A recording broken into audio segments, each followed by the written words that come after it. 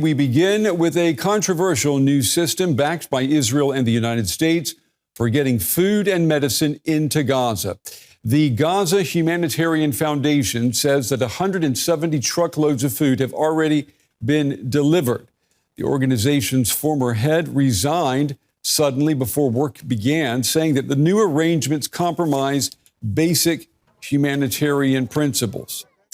Israel says the new system is needed to prevent Hamas from stealing supplies. Many of Gaza's 2 million residents are facing severe food shortages after Israel's nearly 3-month blockade to pressure Hamas. The hubs replace aid distribution networks coordinated by the United Nations. Critics, including the UN, say the new system will stop food getting to hungry Palestinians. Security and logistics at the hubs are handled by armed US private contractors, and Palestinians must show ID to receive rations.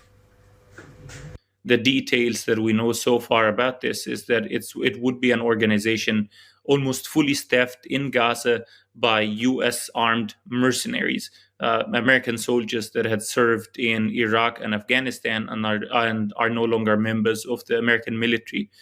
The foundation's former executive director, Jake Wood, resigned after just 2 months, saying he'd found it impossible to perform the job independently. Israel insists it will not take part in distributing the aid, but it says its military will secure the perimeter. Israel will force those people to move into what it calls gated communities or humanitarian bubbles, which is just heavily militarized cages that people would be locked up into in order to receive food. Families will apparently be screened for involvement with Hamas militants, according to aid officials. It makes aid conditional on political and military aims. It makes starvation a bargaining chip. The Gaza Humanitarian Foundation currently has no official website nor any publicised contact information. But a leaked document drafted by the organisation offers a possible glimpse of its operation model. While the UN currently has around 400 delivery points in Gaza, this document mentions just 4 hubs. 3 are reportedly in the far south, where few Palestinians are located. According to the document, the foundation intends to deliver water and hygiene kits to just 1.2 million people, around half the population. Israel has long been critical of the current aid delivery system. It blames the UN for not distributing aid effectively and accuses Hamas of stealing supplies meant for civilians. Prime Minister Benjamin Netanyahu said it's only the first phase of a new plan. In order to achieve the victory, we must somehow solve the problem. Until we establish those points and until we build a sterile area under IDF control for the distribution of food and medicines, we need to provide some kind of bridging, a basic minimal bridging, so that there will be no hunger. Major aid organisations acknowledge they face lots of challenges, but say this new system is not the answer, and they are refusing to work with the foundation. Well, I'm joined now by Jonathan Fowler. He's the Senior Communications Manager at the United Nations Agency for Palestine Refugees, otherwise known as UNRWA. He joins us from the Jordanian capital, Amman. Mr. Fowler, it's good to have you with us. As of today, the so-called Gaza Humanitarian Foundation is operating in the Gaza Strip, and it says it plans to reach more than 1 million Palestinians by the end of this week. Do we have any idea how far along they are? And is this goal, is it even realistic? I can't speak for anything being done by the GHF. I mean, you need to speak with them. I want to say that the United Nations involvement, the United Nations system has been shut out of this. This, of course, was one of the things we'd said from the very, very beginning, which is that, the principles of humanity, neutrality, impartiality, independence must be upheld throughout humanitarian operations. Now, in your introduction, you pointed out that the former CEO actually resigned, flagging his concerns about that. Now, we had been saying this from the very moment this concept was even raised. On the ground, it is completely unclear how this is working. There's no need to reinvent the wheel. There is a tried and tested international humanitarian system that respects international humanitarian law around the world. It did not need to be reinvented. It could work to capacity to bring in aid if it was allowed to do, and it's not being allowed to. So this is just a distraction, I have to say. What about if there were the possibility of welcoming this new system in addition to UNRWA? Would that be an acceptable solution to this situation? There's no reason, I want to re-emphasize this, there's no reason to create a system from the ground up to replace the international humanitarian law-based system. This isn't just about UNRWA. This is about the international humanitarian community as a whole, the rest of the UN, partners and NGOs beyond, who work together in zones around the world. Indeed, we're working together during the ceasefire in Gaza to be able to get aid in at something close to the required scale. I mean, you mentioned, the number of trucks that have come in. We need to be getting in 500 to 600 trucks a day at the very least to meet the minimum survival standards. So in any case, this aid is a drop in the ocean. Now, we can't have two systems functioning in parallel. This isn't about us being, sort of stuck in the mud and kind of, sticking to outdated principles. These principles allow humanitarian operations to function neutrally and impartially around the world. That's the end of the story. I want to be clear for our viewers who may not be following this story. As it stands right now, are other aid organizations, are they able to deliver any aid into Gaza? There's a limited amount of aid that came in through some other United Nations agencies. The issue was that, humanitarian operations are a chain and they're also a network. They involve multiple partners. UNRWA, for example, has custody of the aid that it brings in from basically A to Z. So right from, the warehouse through the outside of the Gaza Strip, right through to the bowl of the person receiving the food. We're not able to do that because we've been shut out of this. It's unacceptable to prevent one part of the UN system from doing its job. But also the fact is, UNRWA has the largest network of humanitarians, a UN network of humanitarians in the Gaza Strip. We have 12,000 staff. There are around 400 people from the rest of the UN system combined. So, it's not complicated to understand that other organizations have very, very limited capacity to get the aid to the people in need without the whole network being able to work together. And that's what we were able to do during the ceasefire. The question is, why are we no longer allowed to do this? Last week, there were warnings, I'm sure you are aware of this, there were warnings from the UN and from local doctors about thousands of children facing starvation. Do we know, has that threat been averted, or at least has that threat been reduced? Of course not. We've been talking about long-term malnutrition trends here. Thousands of children are already affected by malnutrition in the Gaza Strip. This idea of this sort of time window that can somehow, a little bit of aid could somehow magically solve this. This is simply impossible. The idea is to bring in a massive quantity of aid to try and alleviate the existing impacts, because those existing impacts after 20 months are manifest. You've got children who are stunted.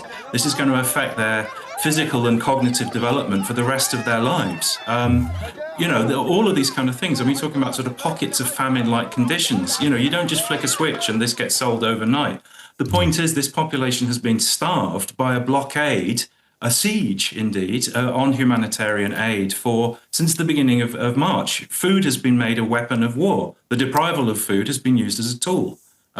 So it's not overnight that this can be solved. And in addition, I want to emphasize that when that little amount of aid that was allowed in since last week, a drop in the ocean would be a generous way to describe it. That didn't include things like, high energy foods, medicine, all of the sort of things to actually reduce some of the impacts on malnourished children. So the big question is, why is this not allowed? I want to also talk about a different matter, and that's the fact that Israel closed down 6 schools in East Jerusalem, which were run by your organization. And before we talk about that, we want to take a look at a report that my colleague, Funny Fachar, sent in. Take a look. These children have a lot of time on their hands now. At this hour, they'd normally be in class studying for final exams before the school year ends. Before they closed our school, my dream was simply to continue studying. Now we don't even have the right to go to school. This is tyranny. Mohammed is one of about 800 students affected by the recent shutdown of UNRWA schools in East Jerusalem. Locals were filming when Israeli police came to the schools. This is an order from the Education Ministry. But the school does not belong to the municipality or the Ministry of Education. UNRWA operates under a UN mandate, but Israel has shut down its operations in Israeli-annexed East Jerusalem, where it claims jurisdictional control.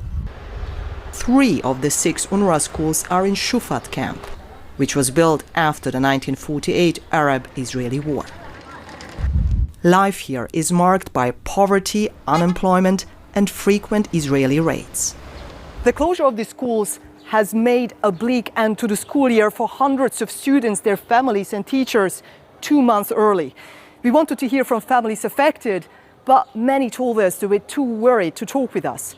They said they were scared of reprisals afterwards if they did. Education is a fundamental right for everyone in Israel, regardless of their religion or ethnicity. But neither the Israeli municipality nor the education ministry agreed to grant us an interview. Officially, they say, they aim to integrate Palestinians into Israeli public schools. That is not an option for the students, says Munir Marija, an advocate for Palestinians in East Jerusalem. Apart from logistical obstacles to accessing Israeli public schools, it's also about the different curriculum and about identity.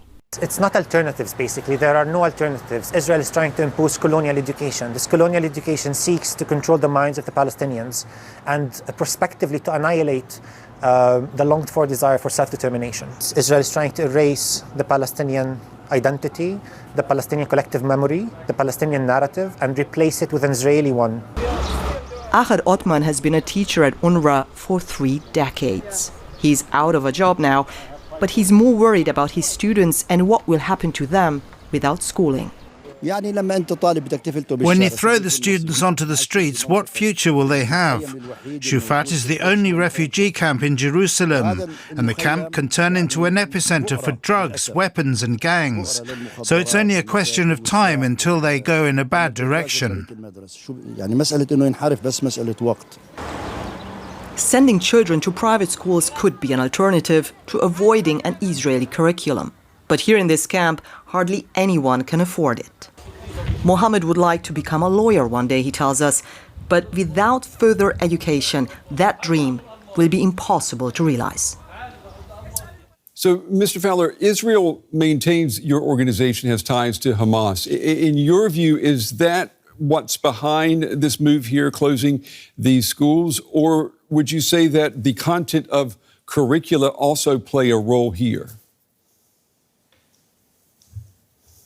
I mean, yeah, you raise an important issue there. I just want to note that, in fact, the UNRWA Commissioner General, so the head of UNRWA, Philippe Lazzarini, actually wrote to the Israeli Foreign Ministry today saying, you know, multiple allegations about ties to various militant organizations have repeatedly been made against UNRWA without evidence. We've written to the Israeli authorities multiple times requesting evidence to enable us to act. We've always acted when there have been issues within the organization, but we have had no response from the Israeli authorities. I just want to flag that.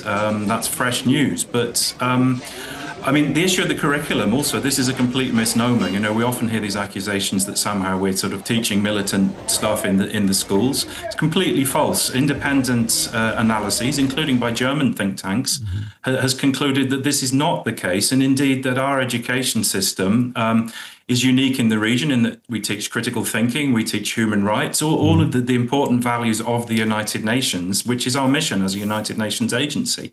And there are plenty of other schools in the region that do not teach that on both sides of the line. I was just going to ask, you mentioned that you had sent a letter to the Israeli government, that there was some correspondence. I just wanted to ask, is there any dialogue going on right now between UNRWA and Israel? No, because they passed a law in October, which has been implemented since the end of January, banning any contact between us and Israeli authorities.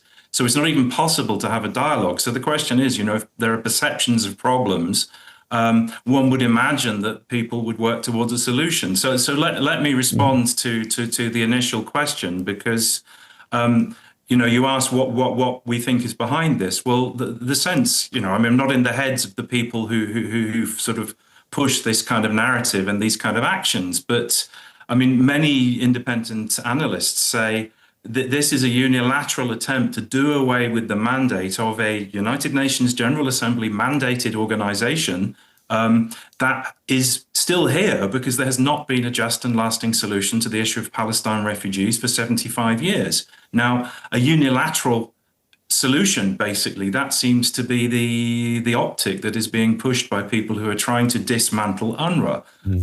In the meantime, the big question I have, and I would invite any viewer anywhere in the world to try to relate to this. What would happen if your kids were suddenly told, no, your school year's over, you can't continue to go to school? And Jerusalem authorities in the municipality, they say, yes, we plan to integrate the children into the school system. There's already around 2,000 children in East Jerusalem who are unable to get proper education places. What has happened is they have added 800 more children to that list of kids who can't get a proper education. Now, education is a fundamental human right. So the question is, what's the optic here? This is very, very troubling. These schools, Mr. Fowler, that we're talking about, they are in occupied East Jerusalem. Israel claims to have jurisdiction there. Do you know, is UNRWA planning to fight this move? And if so, how? Well, you're right to flag that, because there were two pieces of legislation that have been implemented since the end of January. One is the contact ban legislation that I referred to, but the other one explicitly bans operations by UNRWA in what Israel deems to be its sovereign territory. Now, of course, in your reports and also in your remarks there, you've noticed that this is occupied and annexed East Jerusalem. So for the purposes of international law, we have every right to exercise our mission there. But not only that, United Nations schools anywhere in the world would be outside of the jurisdiction of the authorities. They do not require a local license to operate. They have a mandate from the United Nations General Assembly. How can we fight this? Well, we're unable to have any direct dialogue with the Israeli authorities. The UN Secretary General and the rest of the UN system has appealed over and over for these laws to be rescinded. Advocates, governments, others have also appealed for this. The problem is that the direction of travel has tended to be more measures against UNRWA, as opposed to an understanding that these kind of acts create a very dangerous precedent globally, because if any government, any country says, we do not approve this UN mandate, then who's to say, that tomorrow another government won't do that somewhere else with another organization? Supposedly inconvenient actors attempts to brush them away from the scene. This is extremely dangerous. It cuts to the heart of multilateralism. Senior Communications Manager for UNRWA, Jonathan Fowler. Mr. Fowler, we appreciate your time and your insights on this. I'm sure we'll be talking again. Thank you. Thank you.